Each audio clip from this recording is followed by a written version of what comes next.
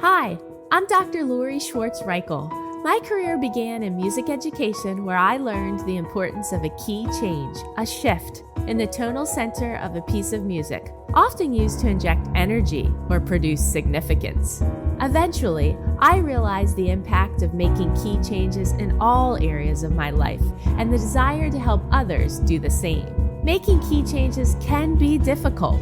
I certainly don't have all the answers, but I do like to pose questions for reflection and offer actionable key changes for us to attempt in both our working and living situations.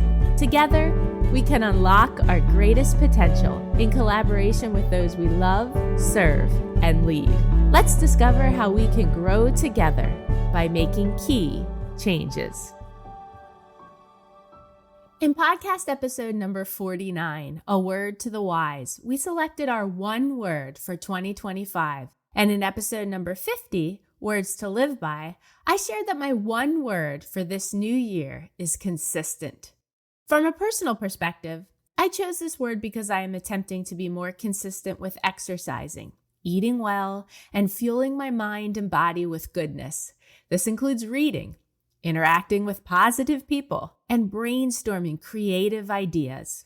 In the last few weeks, I have made a lot of changes in my morning and evening routines, such as when I exercise, what I eat, and where I read and write. I have noticed positive results from these key changes, yet even in this short time, I have already been presented with some challenges due to consistency.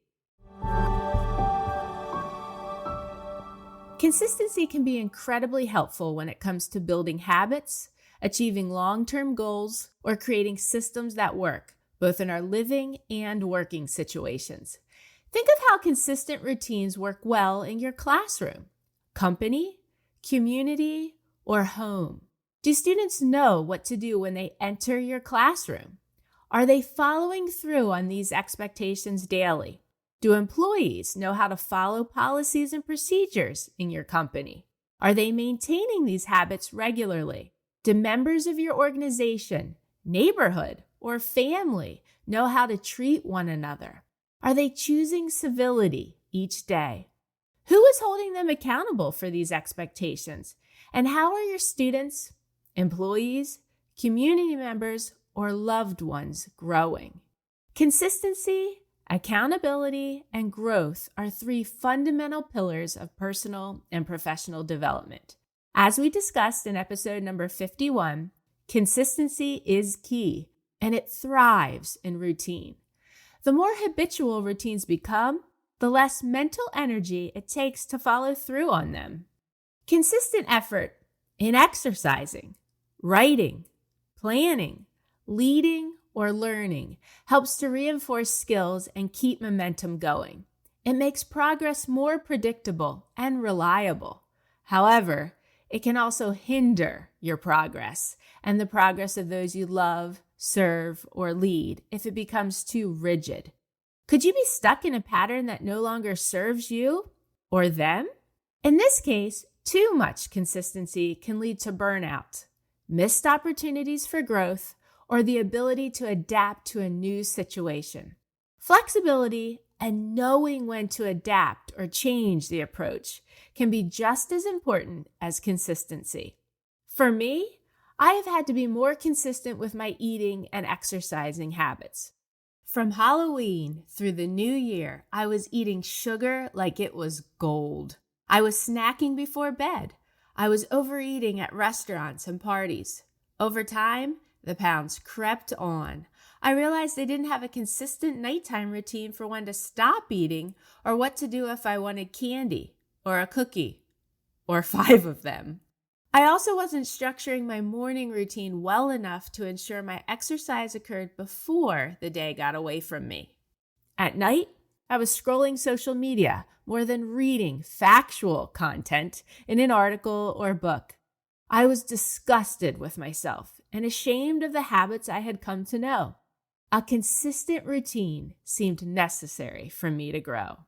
Maybe you can relate to my disgust, or maybe you have tried to become more consistent in other areas of your home or work life. Are you attempting to attend faith practices more regularly? Are you trying to offer more positive feedback to your children, students, or employees? Are you attempting to be more confident in work meetings or presentations? Whatever the goal, being more consistent is often how we achieve our goals. But what happens when we get bored with consistency, or we feel it limits our adaptability? How can consistency help or hinder our ability to make key changes? Knowing when to change your consistent habits or routines can be tricky. Consider these 5 signs that can help guide you, and consistency may require a key change. Number 1, you feel stuck or uninspired. If your routine has become monotonous and you're finding it hard to stay engaged or excited about the goal you planned, then it may be time for a change. Routines can become stale, and without some fresh energy, motivation can be lost. Remaining inspired by the process is a necessity for growth. Consistency works best when it still feels aligned with your goals and passions. Number 2, you do not notice progress. Sometimes, despite being consistent, the outcomes you were hoping for might not happen. Maybe you keep getting the same results, or worse, you're not happy with the results. If you've been following the same routine for a long time without significant improvement, it might mean your approach needs to evolve. The body or mind can get used to repetitive actions, leading to a plateau. Tweaking your methods, learning new skills, or even reevaluating your goals may reignite your progress. Consistency can then follow the new plan until it's time to change again. Number 3, you feel burnt out. If the consistency starts feeling like a grind rather than a positive routine, burnout can creep in. Although consistent effort is often great, if you're doing too much without rest or recovery, it can backfire. If your mental or physical health starts to suffer, it's a good time to reflect and reassess. Go back and listen to episode number 12, Banishing Burnout, or episode number 2, Confront and Conquer Burnout, for actionable key changes to make when burnout is evident. Remember, burnout can be physical, cognitive, or emotional stress, which can lead to depression, anxiety, sleep disturbances, increased alcohol and drug use, and even coronary artery disease. Burnout has been shown to produce feelings of worthlessness and alienation, and it can impact relationships and career ambitions. Ensure that your consistency is motivational and not harmful to you or others.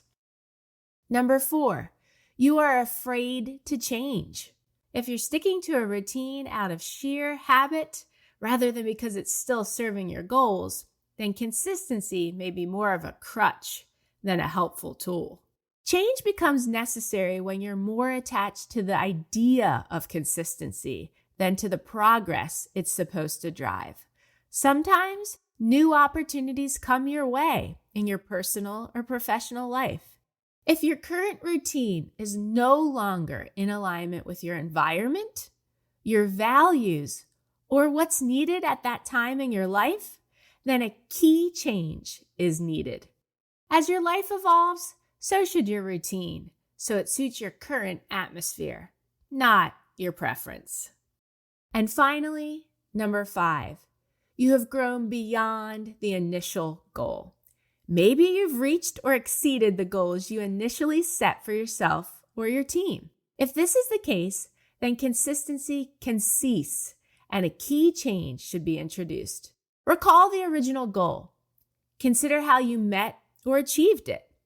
If it's a goal for your team, then inquire if all team members feel as though they grew during the shared vision. Remember to let others help you. Allow their feedback to serve as motivation too.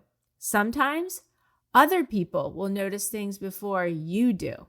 If people are telling you that you're looking tired, stressed, or overwhelmed, or they feel that the goal has been met, consider their opinion and include them in the vision.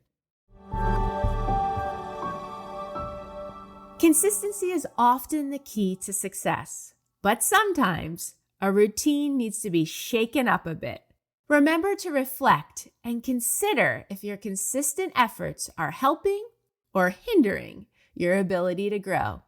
Make the necessary key changes to adjust and let the consistent cycle resume.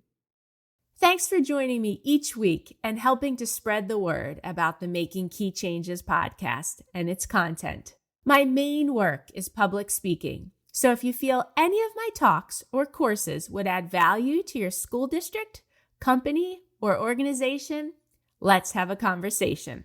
If you found this episode helpful or enjoyable, please share it with others. It's the best way to get the word out about this show.